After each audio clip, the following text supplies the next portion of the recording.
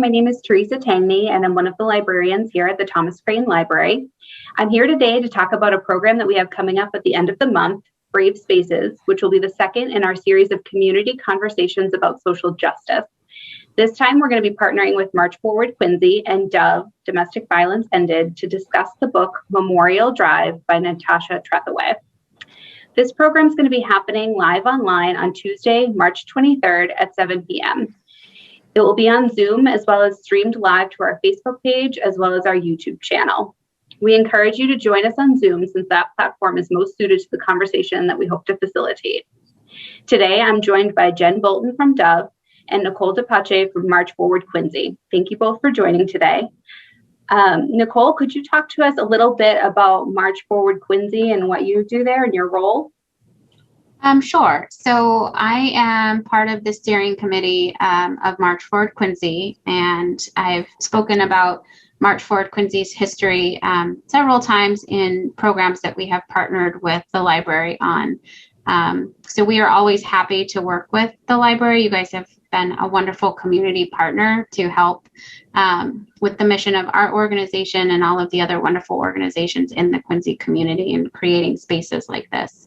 March Forward Quincy is a progressive, nonpartisan community activist group. It came to be after the Women's March in 2017.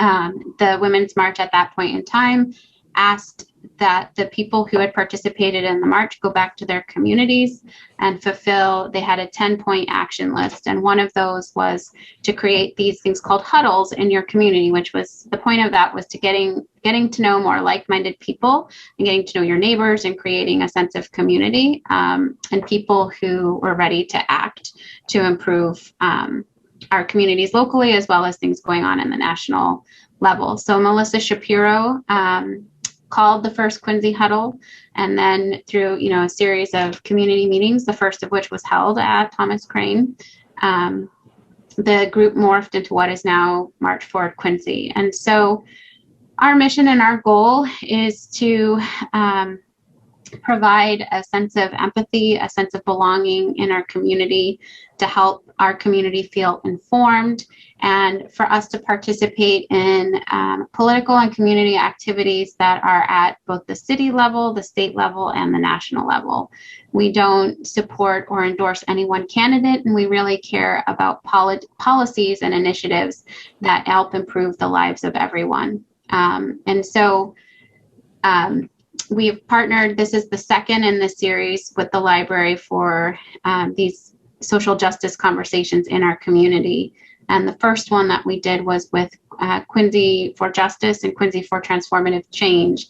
And that's where we got the language of Brave Spaces from Tiffany Adams, who is a young Black woman who lives in Quincy and is a community activist and one of the leaders in Quincy for Justice. And she helped us all learn about what a brave space is and how we can participate in that. And if anybody is interested in watching the previous community conversation that we had, I believe the recording is available on our YouTube channel still. So if anybody wants to go back and kind of look at that before the next program comes up, or if you're interested at all, check out our YouTube channel for that.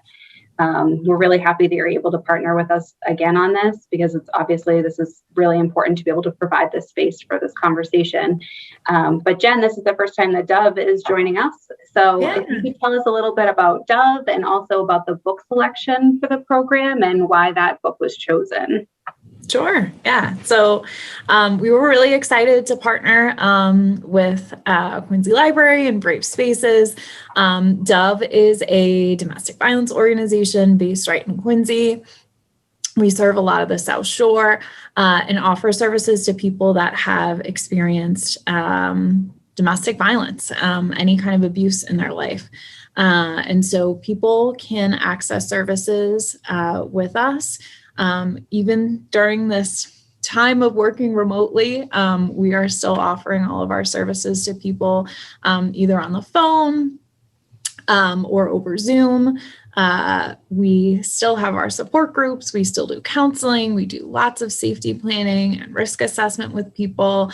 We have attorneys that can assist folks with restraining orders and other things that bring people to court. We have a children's advocate that can meet with anyone under the age of 18. We also have a shelter for people that are looking to find safe housing. And so there's lots of different resources that are available to people. We have a hotline that people can call, as well as a website that has all of that information. But Dove is also really committed to doing social justice work. And so we were really excited to hear from Brave Spaces and be able to participate in this conversation with you all. And so the book that we selected is Memorial Drive. It's an excellent book. It's very highly reviewed, was a New York Times bestseller. The author is the winner of a Pulitzer Prize. And it's a story, a memoir of the author's mother who was killed by her stepfather. And so it details a little bit of that part of her story. And then she also writes a lot about being biracial, growing up in the recently desegregated South, what that was like for her family, having a white father and a Black mother, and what her experience was growing up, having a grandmother that was really passionate about social justice and how that kind of was passed down to her as well. And so I've really enjoyed reading it and am excited to talk a little bit about it more with everyone else. Nicole, since you've had some involvement with Brave Spaces before, obviously, and you helped facilitate the first program, maybe you could talk to us a little bit about the format and what people can expect coming into the program on March 23rd. Sure. I think, I recommend that people watch the promo video, or at least the beginning of the initial Brave Spaces conversation, and hear Tiffany explain what a Brave Space is. But it's really, it's to springboard off of what I think a lot of us are familiar in terms of what a safe space is, but asking us, particularly as white people who participate in these conversations, being brave and thinking about whose voices are centered, whose experiences are centered, and how we're responding and being in those spaces when we're having conversations around social justice, racial justice issues. And being in a brave space means that you don't have to be perfect. You don't have to get it right every time in terms of what you say or how you say it, but you need to be open to the fact that you may actually be expressing some bias or discrimination, whether you're aware of it or not, particularly that affects people of color. And being able to tolerate staying in that space and, as Tiffany would call it, being able to be edited and have it explained to you what you just said might be a microaggression or might be discriminatory or biased in nature, and how you could say that or how you could think about that in a different way that would be inclusive and would remove that bias or discrimination from the conversation.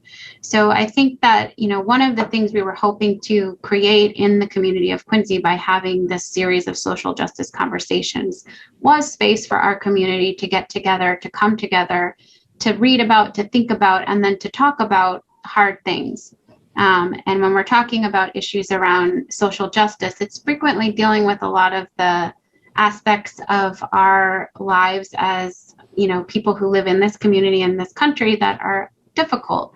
And if you're not a person of color or you're not a person who's been marginalized, your ability to see that or understand that may be limited. And so for us to talk together, for us to learn together, but not having to worry about how to be perfect together, and to confront some of these really hard issues. And in the topic of domestic violence and gender-based violence, we wanted these conversations to also be intersectional, meaning thinking about the layers of identity or the layers of injustice that certain issues bring to a head, and how we can talk about that in a holistic way and think about how domestic violence and gender-based violence also intersects with things around access to housing and race and gender, and a whole myriad of other issues. But being able to have a conversation that thinks and talks about all of those issues, at once, and being cognizant of that.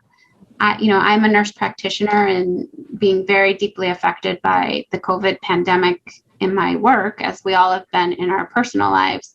But understanding that another, public health crisis that's going on, both here locally and globally, is a very sad, dramatic increase in domestic violence issues and cases. As people who, we had to shelter in place, this is an isolating time, which are aspects of dealing with domestic violence that are already very difficult. The pandemic has created a lot of other challenges for people and families dealing with this. So I think that this is a very timely conversation, both from a social justice perspective, but also in thinking about the context of the pandemic. Yes, definitely. Thank you. And we also just want to tell anybody who might be watching that for this conversation, you don't have to have read the book to participate. So I know that this is a popular book, and it's hard to get your hands on a copy even at the library. So if you're not able to get your hands on a copy of the book, you can still participate. So Jen, could you just talk to us a little bit about some of the alternative resources that we've made available for people? Yeah, so right on the library website, you're able to see some of the alternate articles and videos that you can watch that are connected to the book. So there's a PBS interview with the author. There's also a New York Times review article. There's another YouTube video, and then a Facebook video that's a little bit more about the prevalence of domestic violence. And so you can still get a little background on domestic violence and the author and her story by watching some videos or reading an article. Awesome. Thank you so much. Yeah. Thank you both so much for joining me today. I'm really looking forward to the program. Again, this program is going to be happening on March 23rd at 7 p.m. live online. We encourage you to join us on Zoom, and the Friends of the Library will also be sponsoring this and providing closed captioning for the event. Information about this program and all of our other programs can be found on our online calendar, which is available at thomascranelibrary.org, or you can give us a call at 617-376-1300. Thank you.